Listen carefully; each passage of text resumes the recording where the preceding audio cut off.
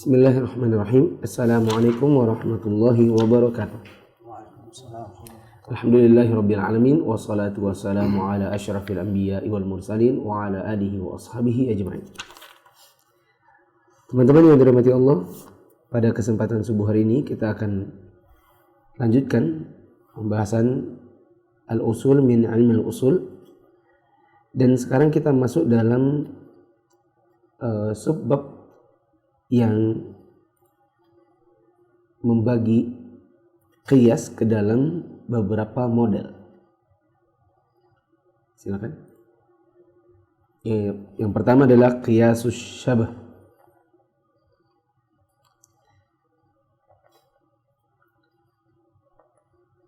Mari kita baca qiyasus syabah.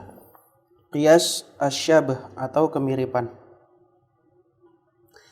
Wa minal qiyasi ma yusamma bi qiyasus syabahi. Di antara qiyas ada yang dinamakan dengan qiyas asy-syabah. Wa huwa ay yataraddada far'un baina aslaini mukhtalifayil hukmi, Yaitu itu mukhtalifayil ya, dua harfun nun, mukhtalifayil hukmi wa fihi syabahun bi kullin minhuma fayulhaqu bi aktsarihima syabahan bihi. yaitu suatu cabang diragukan antara dua asal yang berbeda hukumnya, dan pada cabang tersebut terdapat kemiripan dengan masing-masing dari kedua asal tersebut. Maka cabang tersebut digabungkan dengan salah satu dari kedua asal yang lebih banyak kemiripannya. Jadi misalnya gini, anggap aja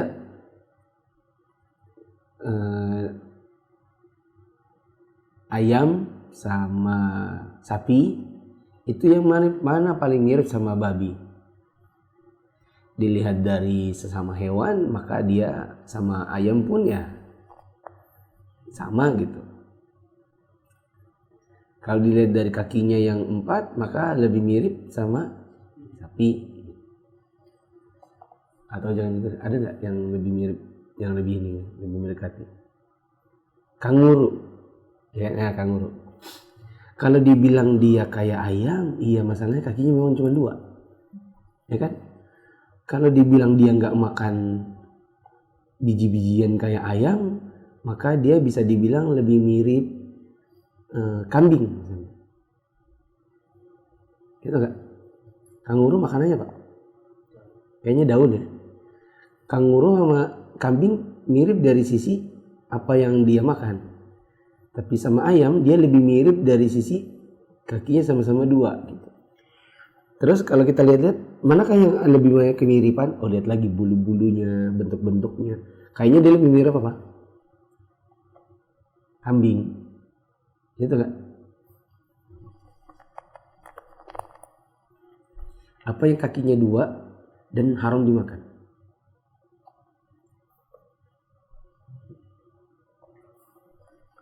Tapi mirip-mirip kambing. Ada gak?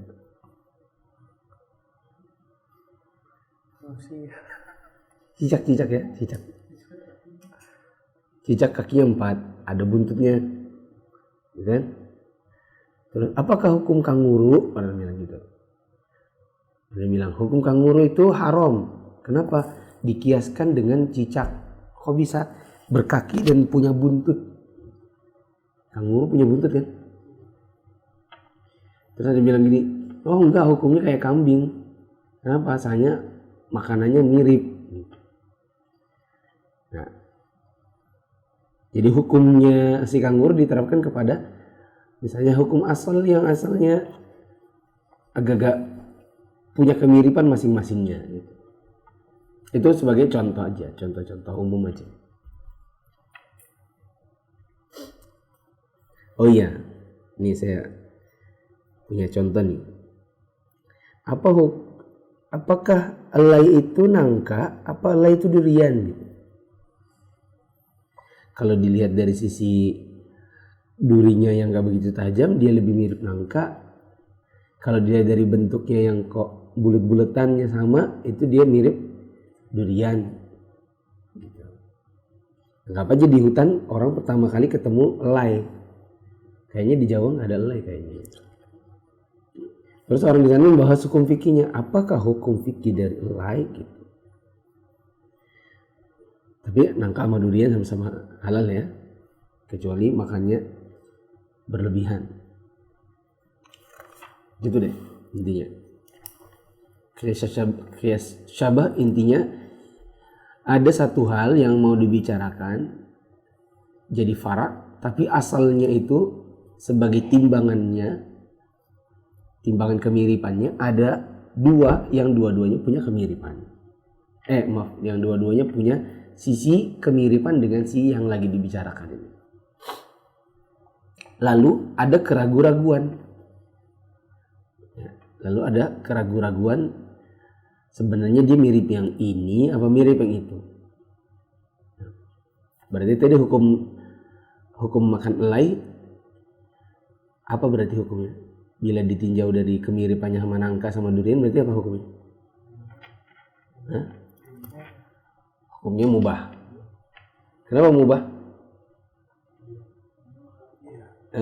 Ya emang dia mubah, dia juga asal kok. Dia kan gak perlu dikiasin.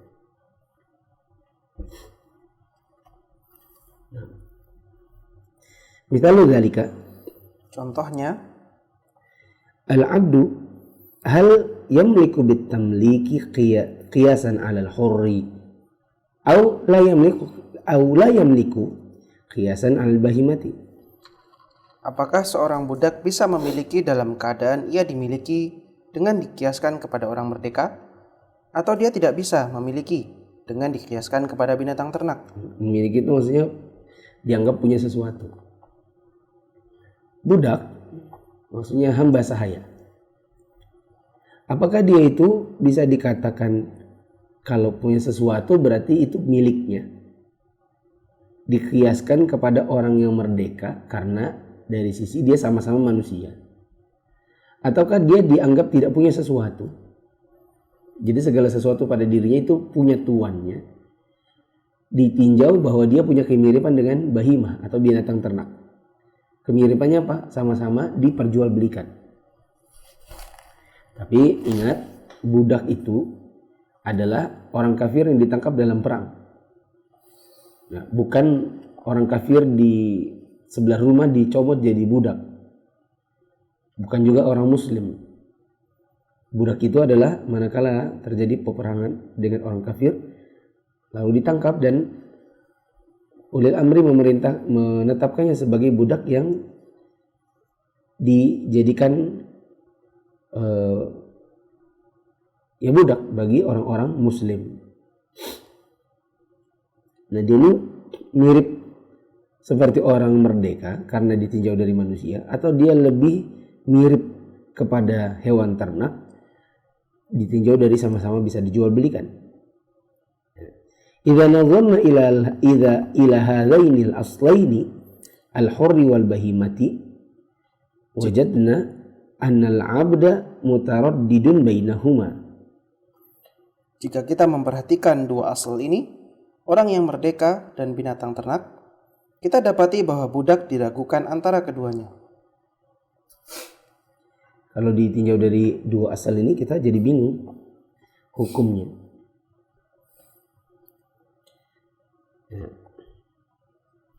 Famin haitsu innahu insanun aqilun yuthabu wa yu'aqabu wa yankihu wa yutalliqu yushbihu al-hurra. Dari sisi bahwa ia adalah seorang manusia yang berakal, ia diberi ganjaran, diberi siksaan, menikah dan menceraikan, yang ini mirip dengan orang merdeka. Wa min haitsu innahu yuba'u wa yurhanu wa yuqafu wa yuhabu wa yurathu wa la yarithu wa yudmanu bil qimati wa yutasarrafu fihi yushbihul bahimata. Dari sisi bahwa ia diperjualbelikan, digadaikan, diwakafkan, dihadiahkan, dijadikan sebagai warisan, tidak ditinggalkan begitu saja, dijaminkan dengan harga dan bisa digunakan, yang hal ini mirip dengan binatang ternak. Bisa apa digunakan? Oke. Dari sisi bahwa dia itu orang berakal, kalau dia melakukan sesuatu yang baik dia beri ganjaran pahala, bila dia melakukan sesuatu yang jelek maka dia disiksa, dia bisa menikah, bisa cerai. Berarti dia mirip orang merdeka. Otomatis dia bisa memiliki. Tapi kalau dilihat dari dia bisa dijual, bisa digadaikan, bisa diwakafkan, bisa diwariskan, maka dia lebih mirip binatang ternak. Waqad wajadna annahu min haitsu tasarrufi al-mali aktsaru syabahan bil bahimati fayulhaqu biha. Dan kami telah mendapatkan bahwa budak dari sisi penggunaan harta lebih mirip dengan binatang ternak, maka hukumnya digabungkan dengannya. Dengan siapa? Binatang ternak. Dengan binatang ternak.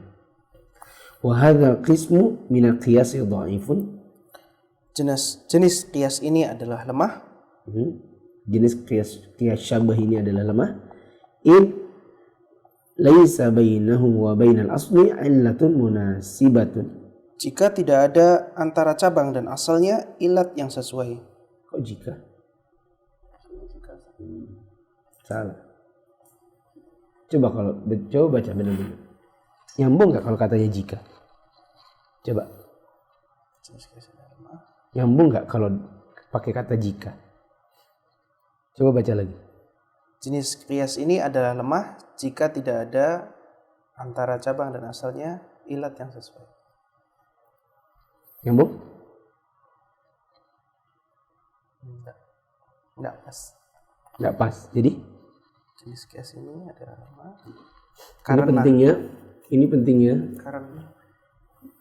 ini pentingnya belajar dengan seorang guru, sehingga ketika kita membaca sesuatu, apalagi buku-buku seperti ini, tidak salah paham atau tidak kebingungan.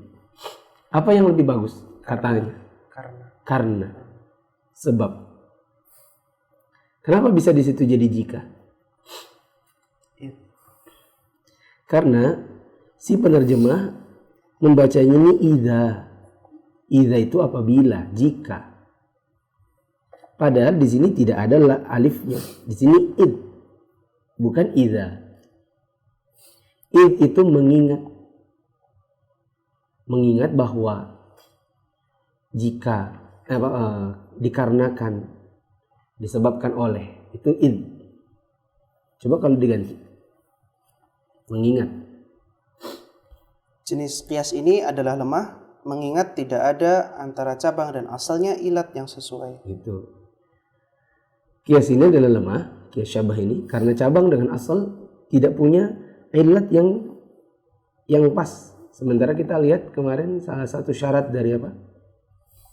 Dari qiyas adalah kesinambungan ilat. Ilatnya sama antara fara dengan asal. Dan di sini tidak ada yang pas kecuali siwa annahu yushbihuhu fi aktsaril ahkami ma'a annahu yunazi'uhu aslun akhar. Hanya saja ia memiliki kemiripan dengan asalnya dalam kebanyakan hukumnya dengan keadaan diselisihi oleh asal yang lain. Ya, maksudnya bukan hanya saja, kecuali bahwa semata-mata hanya mirip aja. Jenis qiyas ini adalah lemah mengingat tidak adanya ilat yang sesuai antara cabang dengan asal, antara fara dengan asal, kecuali semata-mata punya kemiripan dengan asalnya, ya, dalam kebanyakan masalah. Dan ini diselisihi oleh asal yang lain yang juga punya kemiripan dengan si cabang. Nah, paham ini? Paham ini? Belum. Qiyas, menurutku kanguru itu hukumnya kayak kambing, halal-halal aja. Apa? Biasanya dia mirip. Nah, kita bilang kalau mirip itu kan sesuatu yang relatif. Mirip dari siapa? Makanan. Ya, kalau cuma sekedar makanan mah singa juga makan. gitu. Singa juga makan. Ya tapi beda dong. Soalnya kalau singa kan makannya daging. Kalau apa namanya? Kalau kambing kan makannya rumputan, daun-daun. Nah, kanguru berarti mirip ke situ dong gitu. Kita bilang emangnya semua yang makan daging itu jadi haram? Emangnya ada ilat apa yang makan daging berarti haram? Coba kau dekati hiu, apa nak kau dimakan juga? Terus apakah hiu itu juga haram jadi gara-gara makan kamu? Nah itu kias ini jadi lemah karena antara si kanguru dengan kambing yang memang dia punya kemiripan, tapi dia kalau dibandingkan dengan cicak misalnya atau dengan singa, ya dia juga punya kemiripan yang lain. Gitu. Jadi ini lemah karena tidak punya kepastian, gitu. Tidak punya ilat yang pas, melainkan semata-mata hanya karena apa? Semata-mata karena kemiripan saja.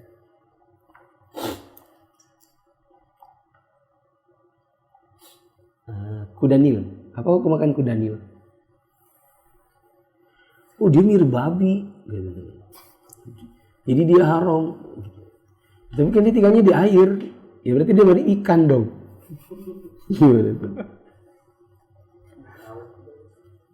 Kata orang. Enggak, dia tuh haram. Soalnya dia tuh suaranya aja mirip babi. Oh jadi karena mirip ya? Iya. Oh dia juga mirip ikan. Soalnya dia tinggalnya di air. Ayo kau bilang apa? Jadi nggak bisa kalau cuman menentukan hukum pakai kias syabah, lemah jadinya. Kenapa? Relatif. Orang memandang dari kemiripan sini yang tidak dipandang oleh orang lain dari kemiripan itu. Ada orang lain memandangnya dengan kemiripan yang pada sisi yang lain.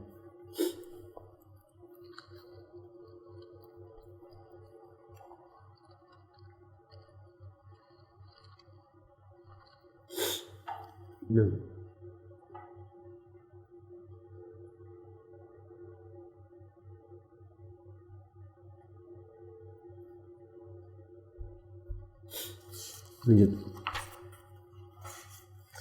Kias berikutnya namanya kiasul aksi. Kias al-aks atau kebalikan. Kias kebalikan. Ma'al qiyasi wa min qiyasi ma yusamma bi qiyasil aksi. Di antara kias ada yang dinamakan dengan kias al-aksi. Wa huwa itsbatu naqidi hukmil asli lil far'i, yaitu penetapan lawan hukum asal untuk cabangnya. Liwujudi naqid illati hukmil asli fihi, karena adanya lawan dari ilat hukum asal pada cabang tersebut. Paham ini? Paham? Bingung. Itulah butuhnya belajar sama seorang guru.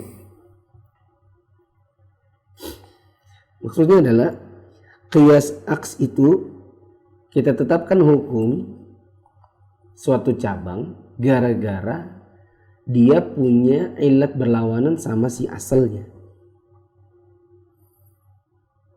Gitu. Misalnya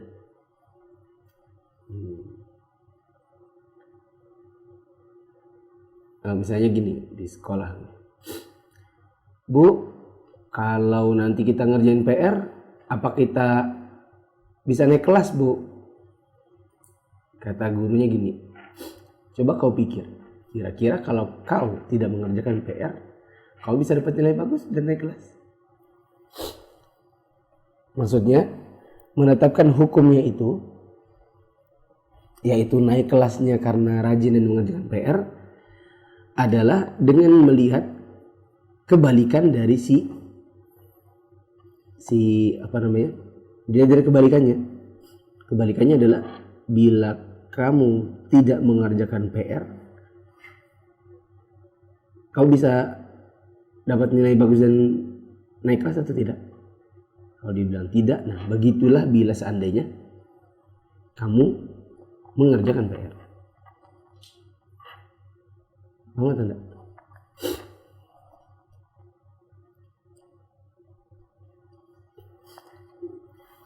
Jadi menetapkan suatu hukum fara' dengan melihat kebalikan dari hukum asal. Coba kita lihat. Wa mathalu lidzalika biqoulihi sallallahu alaihi wasallam. Dan para ulama ahli usul memberi contoh dengan sabda Rasulullah sallallahu alaihi wasallam. Wa fi bud'i ahadikum shadaqatun. Dan pada persetubuhan salah seorang di antara kalian bernilai sedekah. Qalu ya Rasulullah, ayati ahaduna syahwatahu wa yakunu lahu fiha ajrun?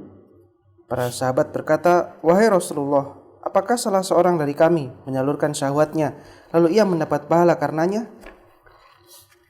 Nabi bilang, bersetubuh dengan istri itu dapat pahala loh. Maka ada yang nanya, ya Rasulullah, berarti kalau kita datangi istri kita bersyahwat itu dapat pahala kah? Ya, maka apa kata Nabi? Qala Rasulullah SAW berkata, ara'aitum law wada'aha fi haramin akana alaihi wizrun? bagaimana menurut kalian jika ia menyalurkannya kepada yang haram? Bukankah ia akan mendapat dosa? Fakadzalika idza wada'aha fil halali kana lahu ajrun. Demikian pula jika ia menyalurkannya kepada yang halal, maka ia akan mendapat pahala. Nah, Nabi ditanya, oh berarti kalau kita bersetubuh dengan cara yang halal, berarti dapat pahala ya? Nabi SAW bilang, betul, Nabi tetapkan hukumnya, tapi pakai kebalikannya. Nah menurutmu kalau dia menyalurkannya pada yang haram, dia dapat dosa atau enggak? Iya, ya sudah. Kalau begitu, kalau dia dapatnya menyalurkannya pada yang halal, dia dapat apa? Pahala. Jadi menetapkan hukumnya dengan melihat kebalikan dari si hukum asal.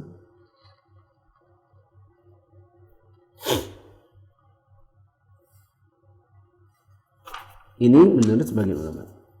Fa'athbata Nabi sallallahu alaihi wasallam lil far'i wa huwa al-wat'ul halali naqidhu hukmil asli. Wa huwa al-wat'u al-haram. Nabi sallallahu alaihi wasallam menetapkan untuk cabang yaitu persetubuhan yang halal sebagai pembatal hukum asal yaitu persetubuhan yang haram. Sebagai apa? Pembatal. Sebagai pembatal. Sebagai lawan. Sebagai lawan. Nggak ada yang dibatalkan di situ. Kalau yang dikebalikan sebagai kebalikan ilat hukum. Ya. Nabi Shallallahu Alaihi Wasallam menetapkan untuk cabang yaitu persetubuhan yang halal sebagai lawan hukum asal yaitu persetubuhan yang haram. Karena hukum asalnya adalah halal. Hukum asalnya adalah haram. Hukum yang asal, bukan hukum asal. Hukum si asal pokok adalah haramnya persetubuhan yang ditempatkan pada cara yang haram, maka ditetapkan kebalikannya untuk persetubuhan yang halal, maka hukumnya adalah halal. Kenapa demikian? Liwujudi naqidi illati hukmil asli fihi. Karena adanya pembatal ilat hukum asal pada cabang tersebut. Pembatal tapi lawan, kebalikan. Athbata lil far'i ajran li'annahu wat'un halalun kama anna fil asli wizran li'annahu wat'un haramun. Ditetapkan pahala untuk cabangnya karena ia adalah persetubuhan yang halal, sebagaimana pada asalnya ditetapkan dosa karena ia adalah persetubuhan yang haram. Jelas ya? Bab baru, bab ta'arud, at-ta'arud.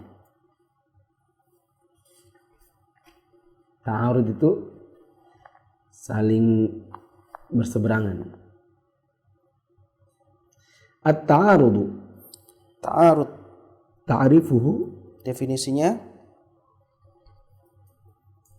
At-ta'arudu lughatan at-taqabulu wa tamanu'u. Ta'arud secara bahasa artinya saling berhadapan dan saling menghalangi. Wastilahan Secara istilah, taqabulut dalilaini bihaitsu yukhalifu ahaduhuma al-akhara. saling berhadapannya dua dalil dari sisi salah satunya menyelisihi yang lain. Saling berhadapan dua dalil di mana satu menyelisihi dalil yang lain. Ya, ini saling bertentangan. Misalnya Nabi bilang siapa yang menyentuh kemaluannya maka dia berwudu kembali. Di sisi yang lain Nabi pernah ditanya bagaimana hukumnya orang yang sudah berwudu lalu menyentuh kemaluannya. Nabi bilang itu seperti menyentuh tubuh yang lain. Perkataan Nabi seolah-olah yang pertama itu wudu lagi, sedangkan perkataan yang kedua seperti menyentuh tubuh yang lain itu seolah-olah tidak perlu wudu lagi. Ini kan kontradiksi. Oh, berarti ta'arud itu artinya kontradiksi dalil. Pertanyaan kita, mungkinkah Nabi itu kontradiktif omongannya? Tidak mungkin. Kenapa?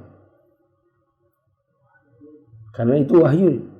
Kita mengatakan Nabi itu kontradiktif, otomatis mengatakan Allah juga pelin-pelan.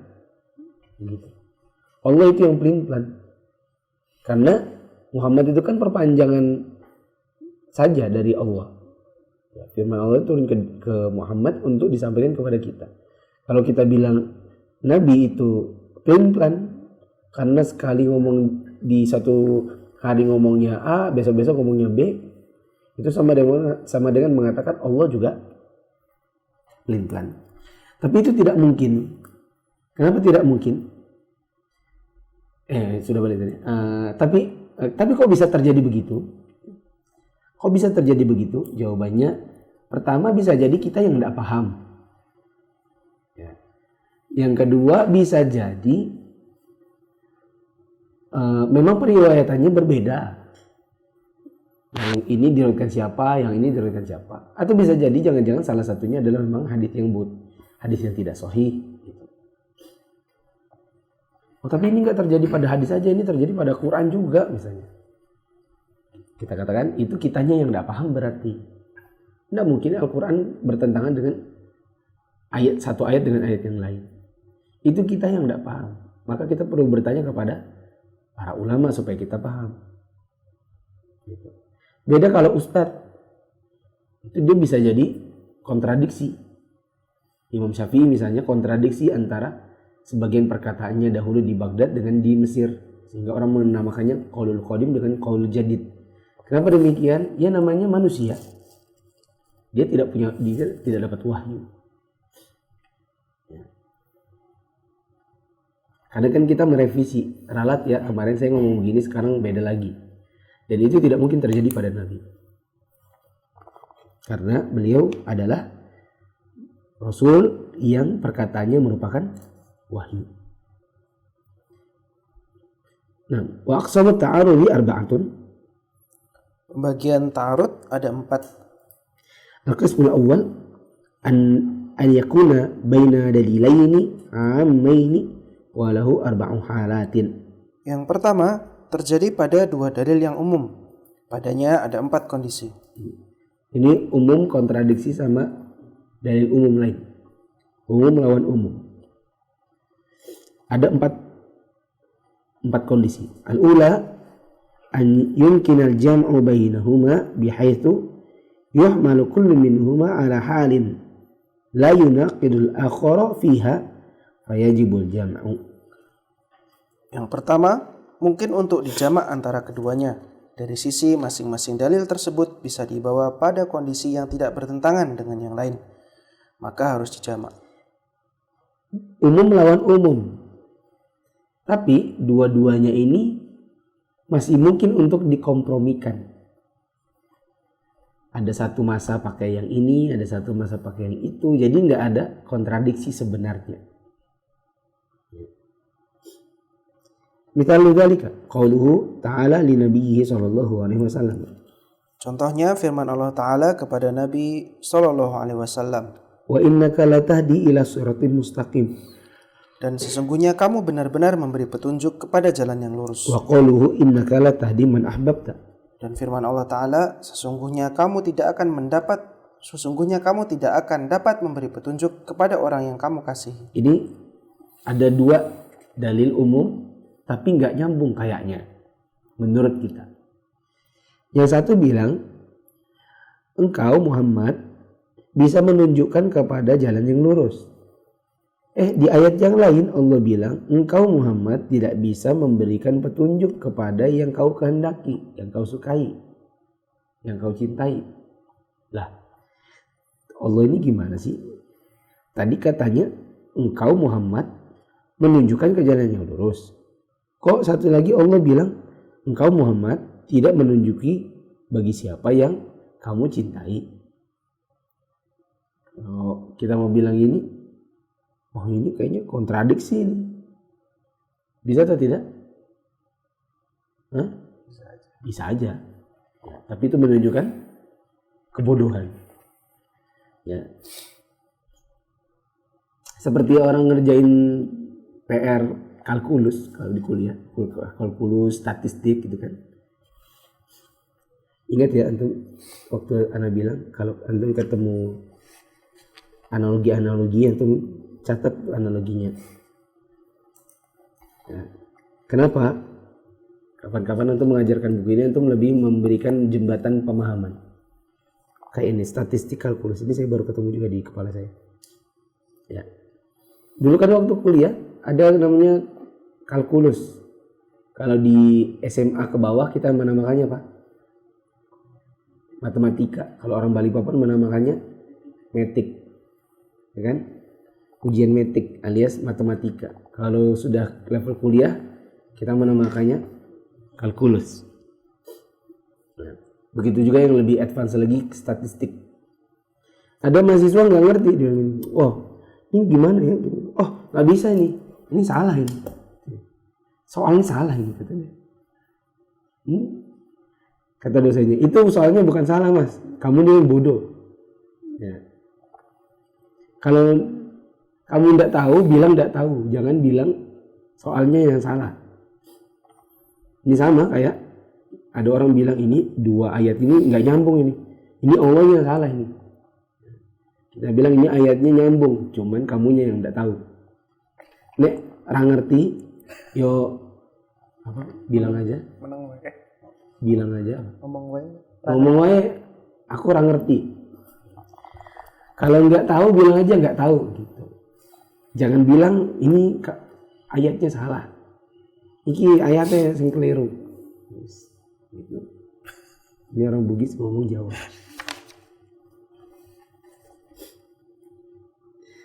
Jadi bagaimana? Jawabannya, dua ayat ini bisa dikompromikan kalau belajar. Bagaimana?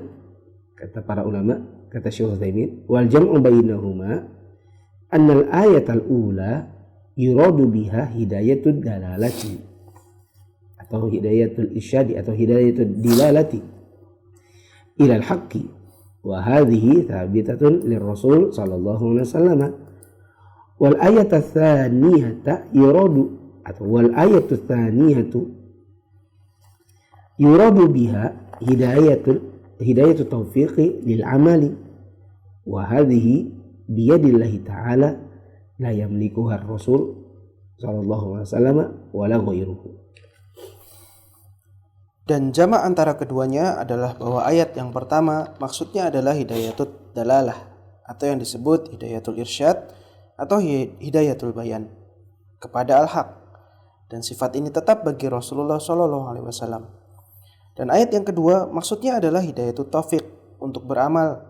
Hidayatul taufiq ini di tangan Allah Ta'ala, sedangkan Rasulullah SAW dan yang selainnya tidak memilikinya.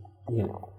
Maksudnya yang pertama itu Muhammad itu punya namanya hidayatul dalalah atau hidayah di ayat yang pertama. Hidayah itu hidayah irsyad, ngajarin orang gitu loh, mengajarkan orang gini loh cara sholat, gini loh tauhid itu mah Jangankan Rasul, kita pun bisa.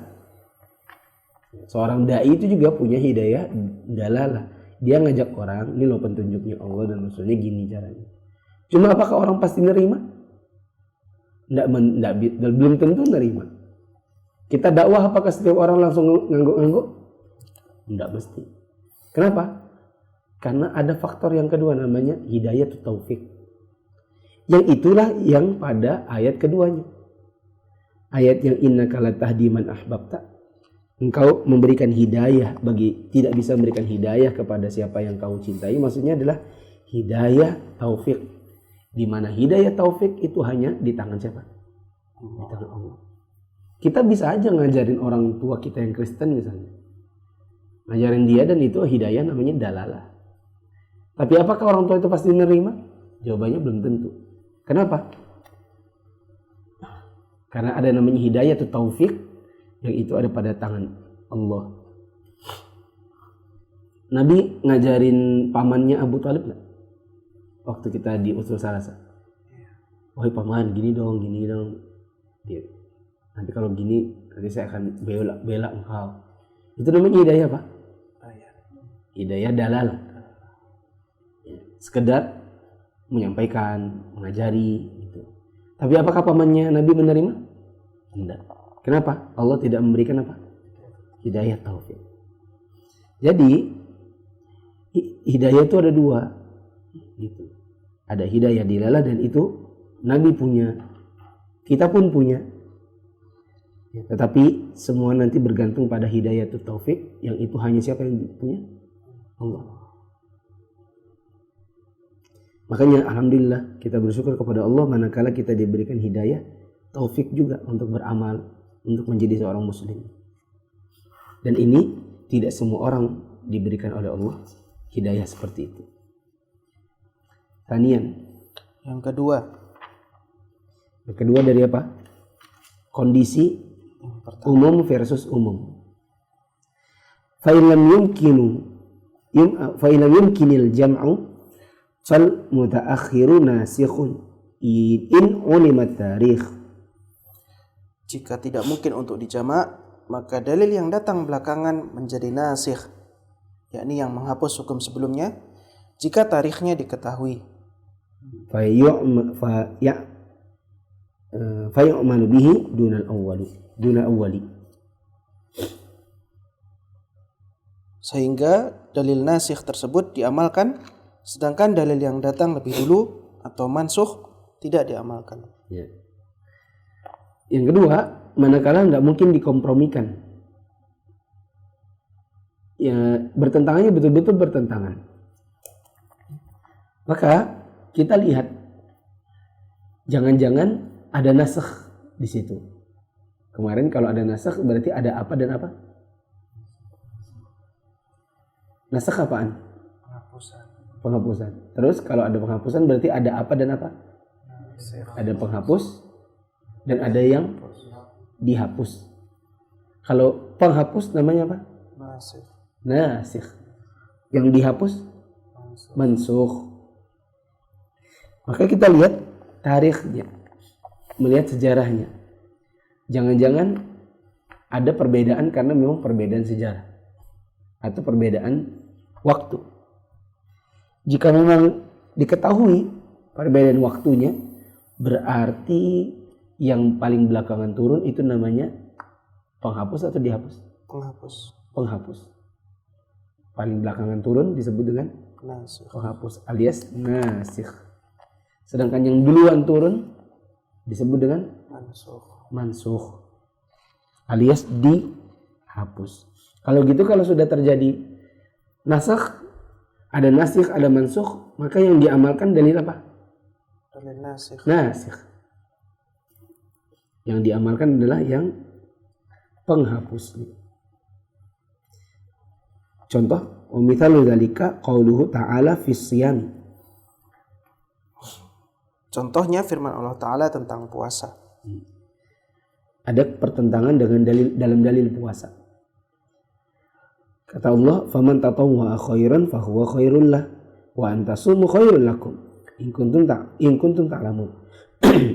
Barang siapa yang dengan kerelaan hati mengerjakan kebajikan, maka itulah yang lebih baik baginya. Dan berpuasa lebih baik bagimu jika kamu mengetahui. Ya, nanti fokus dulu pada fahuwa khairul wa antasumu khairul lakum. Kalau puasa baik. Berarti kalau nggak puasa, ya enggak apa-apa. Gitu enggak? Kalau kamu belajar itu lebih baik. Kalau aku enggak belajar, Pak, ya enggak apa-apa sih. Kita kan bisa sogok guru, gitu kan? Jadi kalau enggak puasa gimana? Menurut ayat ini? Gak apa-apa. Ya enggak apa-apa. Loh, berarti kita hari enggak. Kenapa kita sudah 20 tahun begini puasa tapi kalau enggak puasa dimarahin mama? Dan dikasih uang jajan. Mama ini gimana sih? Nggak paham ayat ini kah?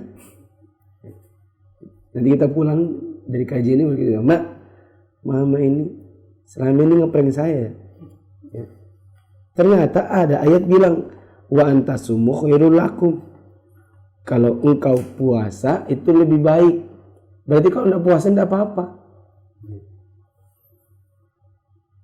Ayo jamak uang saku saya yang dulu nggak dikasih. Nah. Apakah demikian? Kita bilang, oh tunggu dulu, ada ayat penentangnya nih ceritanya. Ayat ini agak kontradiktif dengan yang berikutnya. Nanti kita lihat tarikhnya. Fahadhil ayatu tufidu takhyiri bainal it'ami was siyami ma'a tarjih siyami. Ayat ini memberi faidah bolehnya memilih antara makan dan puasa dengan tarjih agar berpuasa. Dengan tarjih. Dengan lebih menguatkan puasa. Ya. Ayat ini memberikan faidah ilmu kepada kita bahwa sebenarnya silakan aja milih. Mau makan silakan, mau puasa silakan. Hanya saja memang yang lebih disukai yang mana? Yang puasa gitu nah. Tapi kalau udah puasa tidak apa-apa juga kan gitu. Ini menurut ayat yang pertama 184. Kita lihat 185-nya. Ya. Wa qauluhu ta'ala, dan firman Allah Ta'ala, faman syahida minkum syahra falyasum. Karena itu barang siapa di antara kamu hadir di negeri tempat tinggalnya di bulan itu, maka hendaklah ia berpuasa pada bulan itu. Wa man kana maridan aw ala safarin fa iddatun min ayamin ukhra. Dan barang siapa sakit atau dalam perjalanan lalu ia berbuka, maka wajiblah baginya berpuasa. Wajib baginya mengganti di hari yang lain. Betul sudah itu. Cuman belum nyampe aja itu membacanya. Coba ulang maka. Ya, nah. Maka wajiblah baginya berpuasa sebanyak hari yang ditinggalkannya itu pada hari-hari yang lain. Kalau ayat yang kedua 185 bilang kalau sudah lihat bulan, ini lihat hilal, datang 1 Ramadan, wajib puasa. Siapa yang sakit atau safar, dia yang boleh milih. Tapi kalaupun dia milih untuk tidak puasa, dia tetap wajib mengganti sebanyak hari yang ditinggalkan pada hari-hari yang lain. Berarti ayat ini membolehkan kita milih atau tidak boleh milih? Nggak boleh. Ayat yang kedua ini berarti kita boleh milih nggak? Kalau mau puasa silakan, tidak puasa tidak apa-apa. Atau harus tetap puasa? Harus. Jawabannya dirinci. Kalau nggak ada safar, nggak ada sakit, maka harus puasa. Kalau ada kendala, sakit, terus safar, berarti mengganti. Boleh milih, tapi Ganti. wajib ganti. Nah berarti ada 2 ayat kan? 2 ayat ini bertentangan atau tidak? Iya. Iya. Jawabannya tidak bertentangan. Seolah-olah bertentangan. Tapi kitanya aja yang mungkin belum paham. Gitu. Jadi gimana nih? Kalau yang pertama itu bilang kita silakan aja kalau mau puasa, kalau enggak ya enggak apa-apa juga. Cuman yang lebih baik puasa. Sedangkan ayat kedua bilang kalau kamu sudah lihat bulan maka wajib puasa. Kecuali kalau kamu sakit safar, maka kalau kamu memang tidak puasa berarti kamu harus mengganti di hari yang lain sebanyak yang kau tinggalkan. Ini kan bertentangan nih kayaknya. Kita lihat tufidu ta'yin as-siyami adaan fi haqqi ghairil maridi wal musafiri. Menunjukkan bahwa puasa harus dilakukan bagi orang yang tidak sakit dan musafir. Wa qada'an fi haqqihima. Dan mengqadha sebagai kewajiban bagi keduanya. Lakinnahu mutaakhiratun 'anil ula. Akan tetapi ayat ini datang belakangan setelah ayat yang pertama tadi. Fatakunu nasikhatan laha. Sehingga ayat yang kedua adalah nasikh bagi ayat yang pertama. Kama yadullu ala dzalika haditsu Salamah ibnil Aqwa' ats-tsabitu fi sahihaini wa ghairihima. Sebagaimana yang demikian ditunjukkan oleh hadis Salamah bin Al-Aqwa yang tetap dalam As-Sahihain yakni Bukhari Muslim dan yang selain keduanya. Jadi kata Syekh Utsaimin, jadi sebenarnya kalau ayat yang pertama itu sebenarnya datang duluan. Ya namanya juga 184 kan.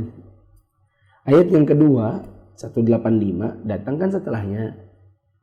Nah, dalam penyusunannya kan dia datang belakangan. Dari ayat yang pertama. Berarti ayat yang kedua itu adalah nasikh. Apa tadi nasikh? Penghapus. Sedangkan ayat yang pertama itu mansukh alias dihapus. Meskipun sebagian ulama mengatakan sebenarnya ini bukan ta'arud ya. Dua ayat ini nggak cocok dalam contoh kontradiksi sebenarnya. Kenapa? Ini malah justru maksudnya dalam yang model pertama. Umum, kawan umum tapi masih bisa digabung. Bukan yang nomor 2. Cara gabungnya gimana? Kalau yang pertama itu buat wanita hamil. Kalau seandainya dia puasa, silakan, itu lebih baik. Tapi kalau dia tidak mau puasa karena dia takut sama anak, sama kehamilannya, sama janinnya, maka ya tidak apa-apa. Tapi nanti harus mengganti. Nanti ada khilaf lagi menggantinya qadha kah fidyah kah. Gitu. Nah. Salisan yang ketiga, fa lam yu'lamu lam yu'lam at-tarikh umila birrajih in kana hunaka murajjihun. Jika tidak diketahui tarikhnya, maka diamalkan dengan yang rajih jika ada dalil yang merajihkan. Nggak ada yang tahu dalil ini yang mana duluan, yang mana belakangan. Kalau tahu kan gampang aja. Yang belakangan berarti apa? Penghapus untuk yang pertama. Tapi ini masalahnya kalau nggak diketahui gimana? Sudah ditelusuri, nggak ada yang tahu yang mana datang duluan, yang mana datang belakangan. Kalau demikian, maka amalkan saja yang lebih kuat, yang rajih, dengan mencari indikator perojihnya, indikator penguatnya. Misalnya dzalika qauluhu sallallahu alaihi wasallam, man massa dzakarahu falyatawadda. Contohnya sabda beliau sallallahu alaihi wasallam, barang siapa yang menyentuh kemaluannya maka hendaklah ia berwudu. Siapa yang menyentuh kemaluan berwudu, berarti kan harus wudu. Sementara wasuil Nabi sallallahu alaihi wasallam anir rajuli yamassu dzakarahu alaihi wudu.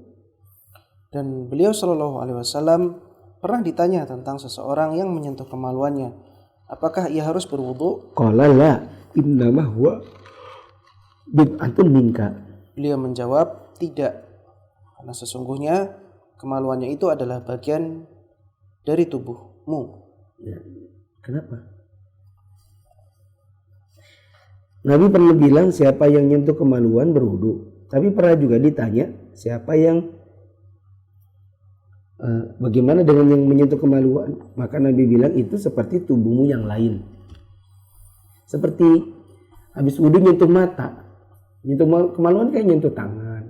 Namanya juga tubuh yang lain. Nah, jadi bagaimana? Ini kan Nabi kayaknya pelin-pelan nih, gitu kan? Wah, pelin-pelan ini kata orang. Masa yang ini bilang wudhu, sedangkan tempat yang lain bilang tidak wudhu. Apakah Nabi mungkin pelin-pelan? Jawabannya tidak, karena omongan beliau adalah wahyu. Itu kitanya yang belum paham. Jadi bagaimana? Kata Syekh Utsaimin, fayurjahur al-awwalu li'annahu ahwatu. Maka dirojihkan dalil yang pertama karena pendapat ini lebih hati-hati. Wa li'annahu aktsaru turuqan. Dan juga karena hadis yang pertama tadi jalannya lebih banyak. Wa musahhihuhu aktsaru. Dan yang mensahihkannya juga lebih banyak. Wa li'annahu dan juga naqilun 'anil asli fa fihi ziyadatu ilmin. Dan juga karena hadis pertama tadi memindahkan dari hukum asal, padanya terdapat tambahan ilmu.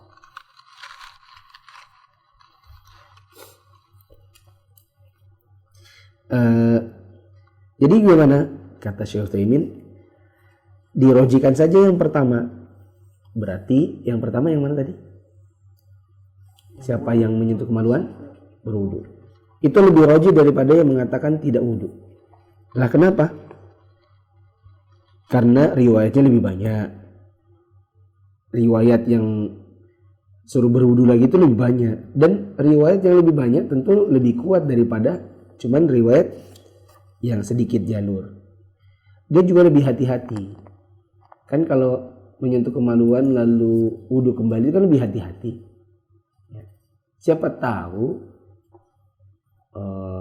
batal ya nggak apa-apa. Siapa tahu ternyata tidak membatalkan di sisi Allah ya nggak apa-apa. Yang penting kan sudah wudu lagi. Daripada ternyata batal lalu kita bilang nggak usah wudu lagi.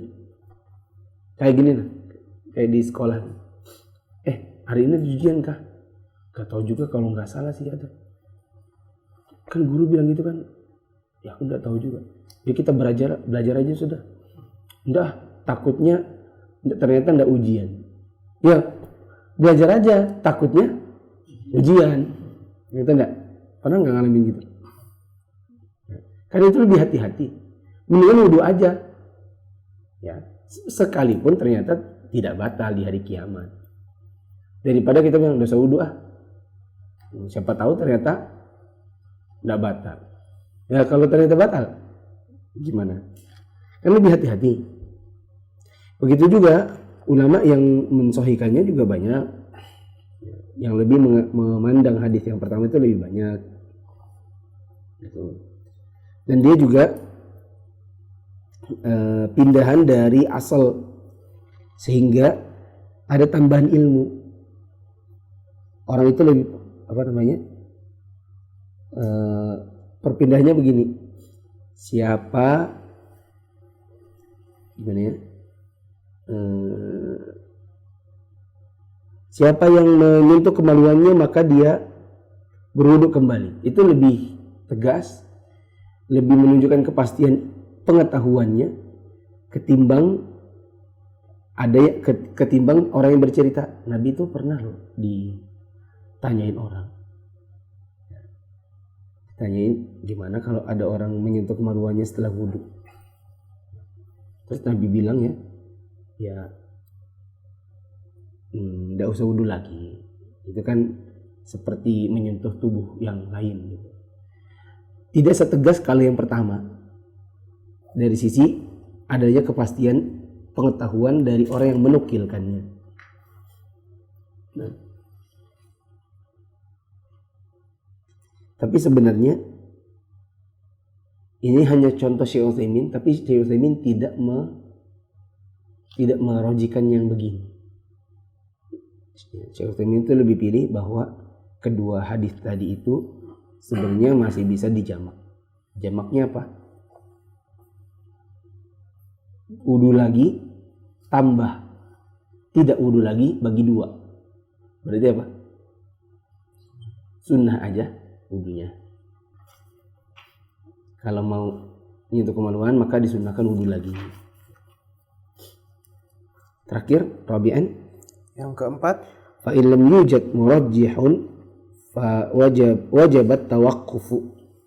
jika tidak ada dalil yang merojihkan, maka wajib untuk tawakuf. Wala yujadu lahu mithalun sahihun. Tetapi tidak didapatkan padanya contoh yang sahih. Ya.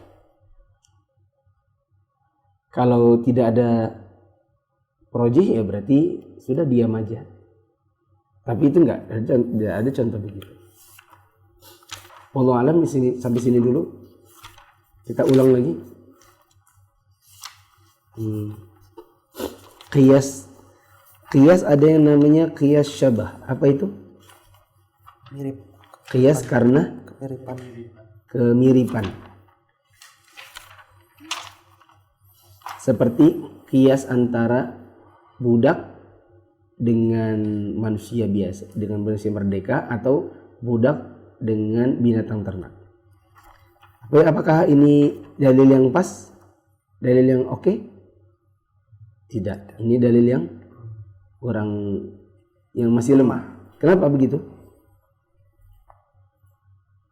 Relatif kemiripan. Karena tidak ada ilat yang pas yang menyambungkan antara fara dengan asal, kecuali semata-mata apa? Kemiripan. Cuman mirip doang. Nah, dan mirip itu relatif. Terus qiyasul aks. Apa itu qiyasul aks? Kebalikan. Qiyas kebalikan. Di mana menetapkan hukum pakai Kebalikan hukum dari asalnya. kebalikannya dia. Apa itu ta'arud? Kontradiksi. Kontradiksi. Apa yang kontradiksi? Dua dalil. Dua dalil. Mungkinkah terjadi kontradiksi pada dua dalil? Bis- Hmm? Mungkin kalau belum tahu. Mungkinkah terjadi kontradiksi? Mungkin saja. Mungkin dan tidak mungkin. Kalau dalilnya sama-sama sahih, Kompromikan. kalau dalilnya satu sahih satu tidak sahih, jelas itu ta'arud. Ya, apa yang perlu dilakukan? Buang aja yang tidak sahih, ambil yang sahih. Nah, di sini masalahnya kalau sama-sama sahih bagaimana? Maka di sini ada beberapa model. Model pertama adalah kalau dalilnya umum versus umum. Umum versus umum ada berapa model? 4. Pertama, masih mungkin dikompromikan. Berarti apa yang dilakukan? Kompromi dulu. Model yang kedua, tidak bisa dikompromi, tapi tahu yang mana duluan turun, yang mana belakangan turun. Kalau diketahui berarti gimana? Ambil yang belakangan. Jadikan dia nasakh. Berarti yang belakangan sebagai nasikh, sedangkan yang duluan mansukh. Yang ketiga, jika tidak diketahui sejarahnya, yang mana duluan, yang mana belakangan. Tapi ada yang namanya pentarjih atau hal-hal yang lebih menguatkan salah satunya. Jadi dilakukan apa? Tarjih. Apa itu tarjih? Ya, mengambil yang lebih kuat dengan mencari indikator-indikator penguatnya. Yang keempat, tidak ada pentarjihnya. Sama-sama umum, sama-sama kuat, tapi tidak ada yang lebih menguatkan salah satunya. Berarti diam aja. Tapi ini tidak ada contohnya. Dah situ dulu. Silakan dibuka kolom komentar secara cepat. Turun. Usul fikih ini kita apa nggak disuruh hafalin matan ya Ustadz? Nggak disuruh hafal aja bingung. Nah. La itu apa? La itu kayak durian, namun warnanya kuning keorenan, oren ke kuningan. Alanya ada di Kalimantan. Apa bedanya qiyas syabah dengan qiyas khafi? Qiyas syabah dengan qiyas khafi. Qiyas syabah sekedar kemiripan. Qiyas khafi ilatnya tidak ditentukan dengan nas, bukan dengan juga ijma. Nah, bukan juga dengan logika yang pasti. Nah, bisa dibilang bisa jadi qiyas syabah itu adalah qiyas khafi, tapi belum tentu qiyas khafi itu qiyas syabah. Ya, dia ini bisa jadi itu, tapi itu belum tentu ini. Kayak bersih udah pasti, suci udah pasti bersih, tapi belum tentu bersih itu suci. Biasa rasa yang surat Mudatsir itu bukan makna takwil ya.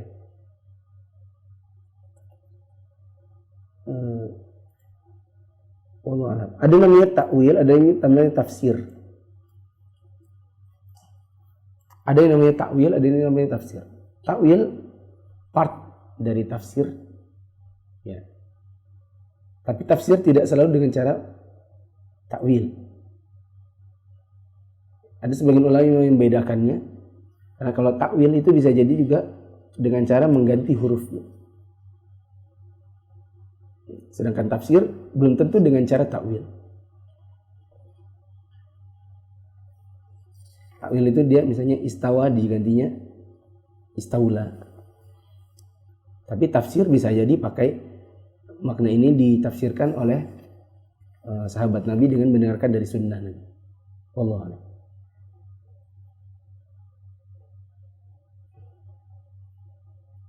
Terus bagaimana membedakan qiyas dengan majaz? Ini jelas beda lah. Analogi dengan majaz emang sama. Tapi kalau majaz analogi ada. Tapi apakah analogi pasti majaz? Belum tentu. Kayak apa tuh? Qiyas majaz yang analogi itu apa namanya misalnya? Singa. Gitu kan? Dia itu singa. Itu menganalogikan orang dengan singa karena satu ilat. Apa ilatnya? Keberanian. Tapi apakah itu pasti qiyas?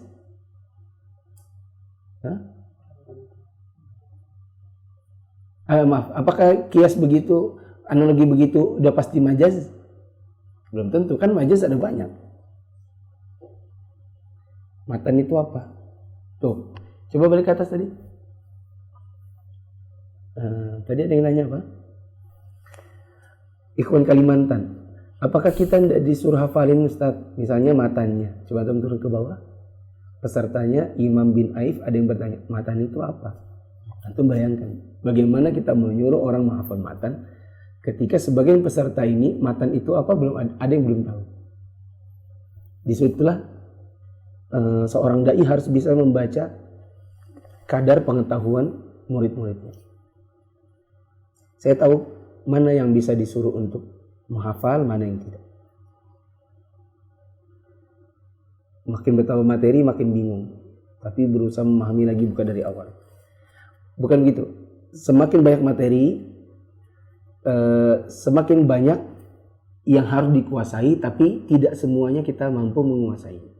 Saya pernah sebutkan dari awal berkali-kali bahwa dalam pertama kali belajar usul fikih memang tidak semua orang memahami 100%. Tapi jangan juga 0%. Ada yang lupa-lupa nggak masalah. Nanti ada putaran kedua, antum ulang kembali. Saya pun dan semua ustadz saya yakin tidak ada yang belajar usul fikih langsung menguasai semuanya. Jadi tenang saja. Bila bertambah materi dan antum ada yang bingung, maka itu juga dulu kami alami. Tapi apakah sekarang kami bingung? Jawabannya tidak. Kenapa? Karena kami mempelajari usul fikih bukan satu kali, tapi berkali-kali sehingga memahaminya bisa utuh. Apa itu? Anak sholat berdua tapi imam gak mau berdampingan posisinya. Apakah sah berjamaahnya? Jawabannya tetap sah. Karena Nabi pernah diikuti oleh Anas bin Malik atau Ibu Abbas atau juga Jabir dan Jabbar yang salah menempatkan diri di sebelahnya Nabi Tetapi Nabi tidak mengulang mereka, Nabi hanya sekedar membetulkan posisi mereka, tapi Nabi tidak menyuruh mereka untuk mengulang sholatnya. Menunjukkan posisi makmum yang kurang tepat itu tidak membatalkan sholat, kecuali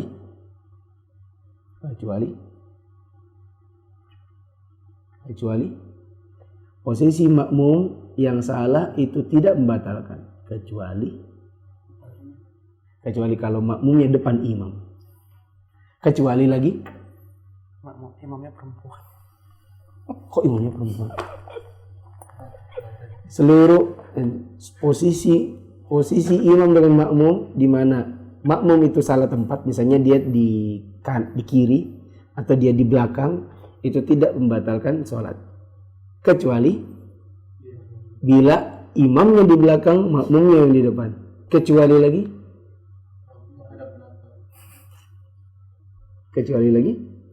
Gak menghadap kiblat. Padahal sudah pernah ikut. Ini belum tentu. Kecuali kalau di tengah mereka ada Ka'bah yang di Masjidil Haram. Jadi di sana dia. Jadi dia di depannya siapa? Imam. Itu enggak apa-apa. Sudah pernah kan? Dulu pernah di Mulakhas Fiqh. Kecuali bila makmumnya di depannya imam tapi tengahnya mereka itu Ka'bah. Subhanakallahumma wa bihamdika asyhadu an la ilaha illa anta astaghfiruka wa atubu ilaik. Belum baca Facebook kah? Astagfirullah. Ada beberapa ulama salaf mengatakan dalam kajiannya hidayah itu harus dipaksakan. Mungkin maknanya adalah lepas dari itu benar atau tidak ulama salaf ngomong begitu dalam kajiannya, lepas dari itu betul atau tidak, tapi anggap itu betul. Apa maksudnya hidayah itu harus dipaksakan? Maksudnya adalah hidayah itu dijemput, dan kadang-kadang ketika mendapatkannya pertama kali kita harus memaksakan diri untuk mengikutinya.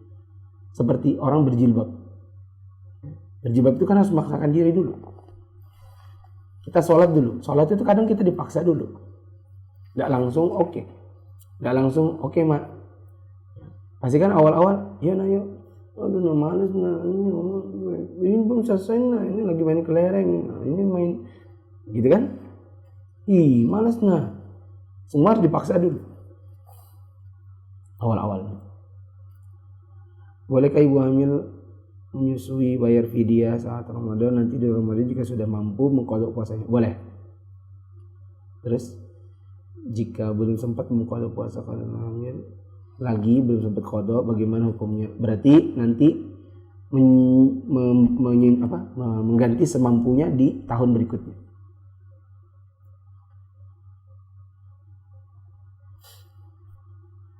Subhanakallahumma wa bihamdika asyhadu an la ilaha illa anta astaghfiruka wa atubu ilaik. Wassalamualaikum warahmatullahi wabarakatuh.